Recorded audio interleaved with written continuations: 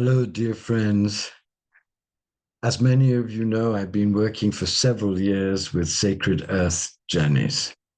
And my experiences with Sacred Earth Journeys have been amongst the best and finest and most enriching of my whole life. It's a wonderful company. And the trips that they organize are organized with such precision, such professional care, and a deep attention to detail. So I feel as I felt as a child, as if I was getting into my best friend's father's Daimler, that when you come to a Sacred Earth Journeys trip, you know that you're going to be protected and cared for in a way that will enable you to open to the deepest meaning of pilgrimage, which is to go into the mystery with an open heart and ask the mystery to give you what you need at that moment in your life to transform your life and to reveal to yourself more and more of who you really are and what you are really here on the earth to do with your life.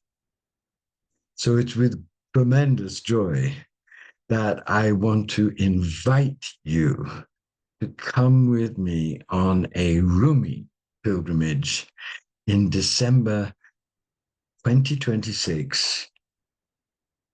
How can I express my love for Rumi? I've spent 40 years translating him, recreating him, talking about him, being part of the great Rumi Renaissance that has made Rumi the best read poet all over the Western world, as he has been for so many centuries in the Islamic world.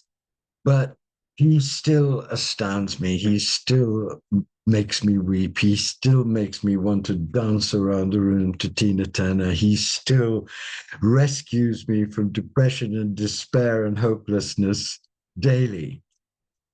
If I had to define Rumi, and that is, of course, an impossible task, I would say that in Rumi, who lived between 1207 and 1274, we have not only the world's greatest mystical poet, the prophet of divine love, Muslim, yes, but universally loved by all true lovers of God. Not only that, but we have a being of a genius that has very rarely, in its grandeur and intensity, been here on the earth. Rumi combined, and think about this, no, think about it, feel this. Rumi combined the spiritual, majestic realization of a Christ or a Buddha, being at that level of luminous, active, dynamic, original enlightenment, with the philosophical intellect of a Kant or a Spinoza, very clear, very able to express everything that is so difficult to express with tremendous lucidity because of total awareness, total knowledge, total experience. He combined that with, and this is what is so permanently astonishing about him, he combined that with the literary gifts of a Shakespeare. Rumi's work is like a vast Taj Mahal of luminous light marble created for his beloved. And it is filled with the most wild, original, gorgeous imagery and with cries of pain and cries of ecstasy and great, great soft spaces of serenity and calm. And it conveys, as nothing in human history has conveyed, the agony and the ecstasy of the real, authentic path of the lover to discovering the lover's unity in heart, mind, soul, and body with the beloved. And this trip, this pilgrimage to and in the great living spirit of Rumi is one that begins in Istanbul, which is the most glamorous and thrilling and exciting city on earth. It's multiple cities from multiple eras piled on each other and talking to each other in strange and magical ways, filled with the most glorious architecture, the most glorious food, and the most spectacular imaginable physical location. Istanbul is an explosion of beauty and richness and depth on multiple levels. And just to begin our pilgrimage into Rumi's world, into Rumi's mind, into Rumi's heart, into the revelation of divine love that comes through Rumi in Istanbul is the most perfect way. It's the most perfect way to soften and intoxicate your whole being for the many kinds of drunkenness ahead. Then we go to Ephesus, where St. John wrote St. John's Gospel, the most mystical, the most ecstatic of all the Gospels, the one which really does enter into the deepest mysteries of Christ consciousness, and where it said Mary lived part of the last part of her life. There's a house of Mary there, which is a place of sublime, real, grounded peace. I went there when I was 25 for the first time, and I was very tormented and in a terrible state. But when I entered the place, I was healed in a way I hadn't begun to anticipate. A great peace descended, and I spent 2 days sleeping on the floor of the old guy who was looking after the place in that time, and we became dear friends. And it was the first taste that I had truly of the great calming power of the mother that's coming through that glorious woman. Then we go to Konya. We go to Konya, where Rumi spent most of his life. He was born in Afghanistan, in Balkh, but at the age of 12 and 13, his father had a dream that the Mongols were going to invade. So the family escaped and wandered around the Middle East, went to Mecca, went up to Syria, but then decided, because his father was invited by the Sultan of Turkey, to go to Konya. And that is where in Konya, Rumi lived his astounding life. And what's so wonderful about Konya is that though there are parts of it that are modern, the great love that Rumi has aroused since his life and after his death has preserved many of the places where you can imagine without any difficulty Rumi sitting or talking or teaching. And of course, it's where Rumi's tomb is, which is quite simply the most magnificent tomb in Islam, covered with cloth of gold, and really not a tomb at all, because of course he is not dead. I went one day to the tomb when I was making a documentary for the BBC on Rumi, and I had a very skeptical Australian crew with me, and I started to read his great death poems by the tomb, and suddenly I just started to laugh, because as I was reading about Rumi's death poems, which are poems of triumph over death, from that tomb was emanating such a lava flow of divine passion that it was inconceivable that what was incarnated and what was radiated and radiating from Rumi could ever die. In fact, in one of his greatest last poems, he said, "When I die, I will die at the breast of the all-merciful." What am I saying? How could the lover ever die?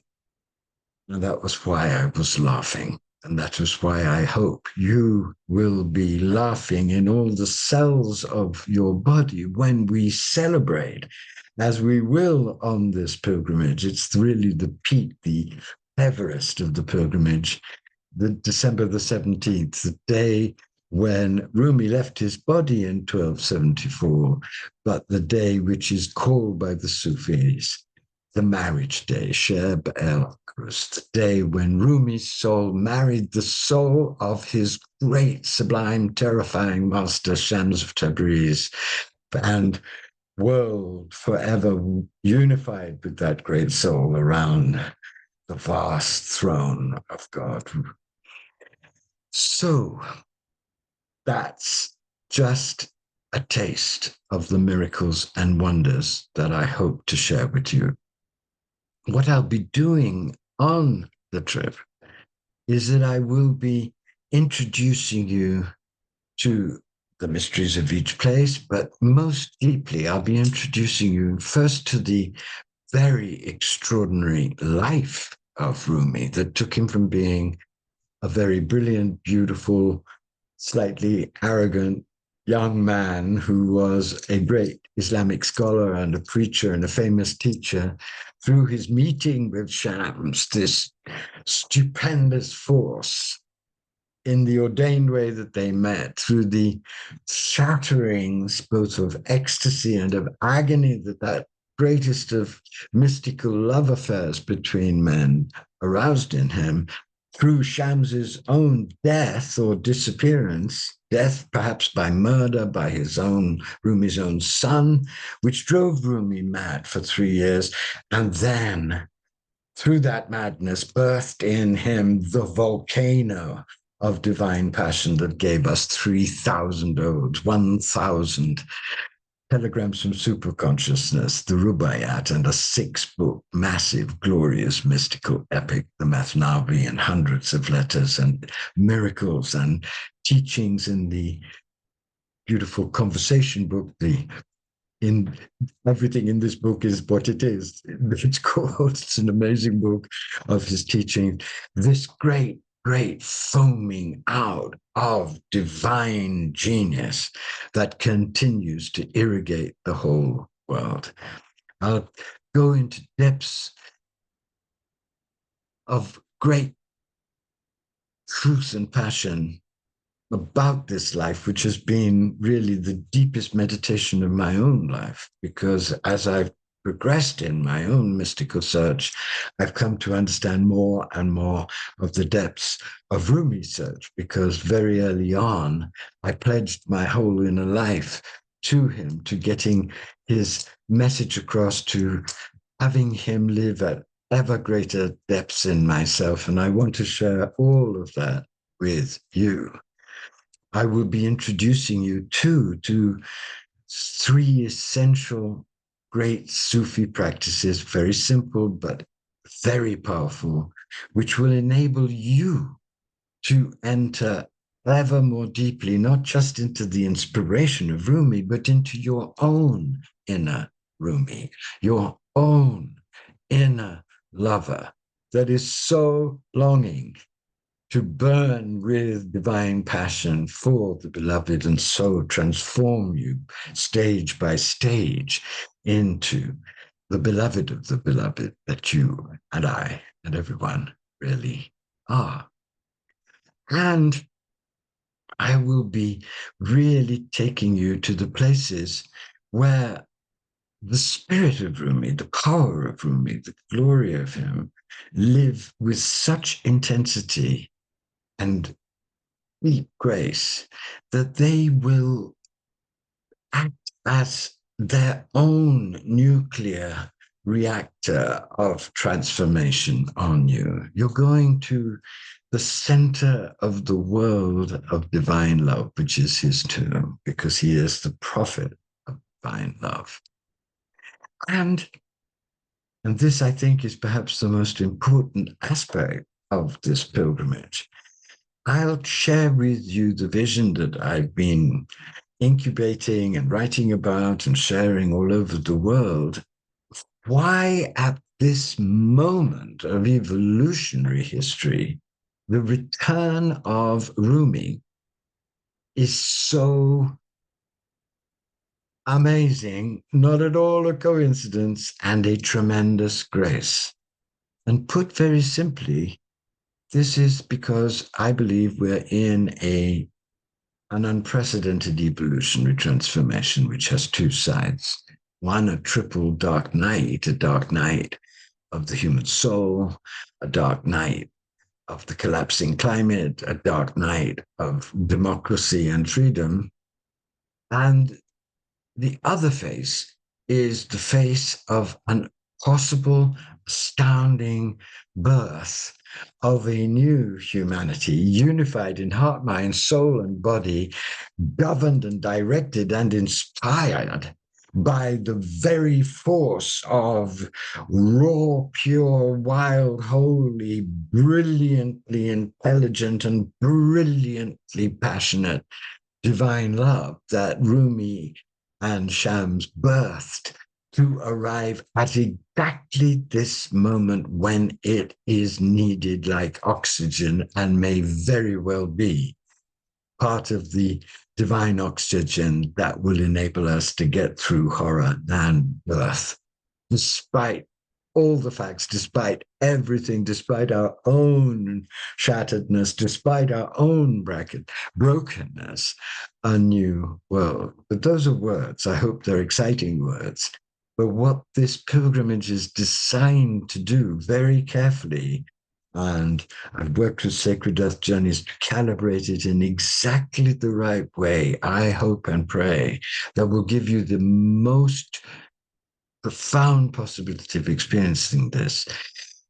What I hope this pilgrimage will give you the direct experience of is not just a lot of wonderful information, not just the experience of some profound practices, not just the initiation through grace into the wonder of Rumi's spirit in holy places where he lived and breathed and talked. All of that is amazing. But what I'm hoping is that all of us together, inspired by the grace descending on December the 17th, the grace of the Shebel Aruz, the grace of the tomb that is a softly, continually exploding nuclear reactor of divine love that is penetrating through all the madness, all the chaos, all the darkness to try and reach us, to birth us into our authentic selves. I hope this pilgrimage gives you the direct experience of that, so that it changes your life, your sense of who you are, your sense of your purpose, your sense of what's still possible, or possible perhaps more now than ever. Wow, that's a big claim, but I have experienced it in the depths of myself. I've experienced the power of this pilgrimage, which I've taken 3 times. This power that, going in reverence to Turkey, that remains one of the most glorious places on the earth, filled with joy and wonderful food and wonderful people and wonderful electric connection. I've experienced transformation, regeneration, restoration of my hope and joy and purpose and power again and again and again. And that's why I am so thrilled that after many years of not leading groups there, I am now going to have the honor and joy of welcoming you to take pilgrimage to Rumi in December 2026 with me. I'm longing to meet you. I'm longing to share your lover wisdom. I'm longing to dance with you. I'm longing to pray with you. I'm longing to cry with you. I'm longing to celebrate with you the immense honor of being a human being capable, through great work, great suffering, great revelation, of waking up to who you and I really are, the beloved of the beloved, armed with the power of divine love and capable in and through the beloved of living the most astounding life and effecting the most astounding, subtle, miraculous change, even at this late mad moment. So please, please, please do me the honor of coming with me, and do yourself the honor of becoming as Rumified as you possibly can be with others who undoubtedly will open their hearts to you and forge friendships with you, which may very well give you great joy and last your whole life. Thank you so much.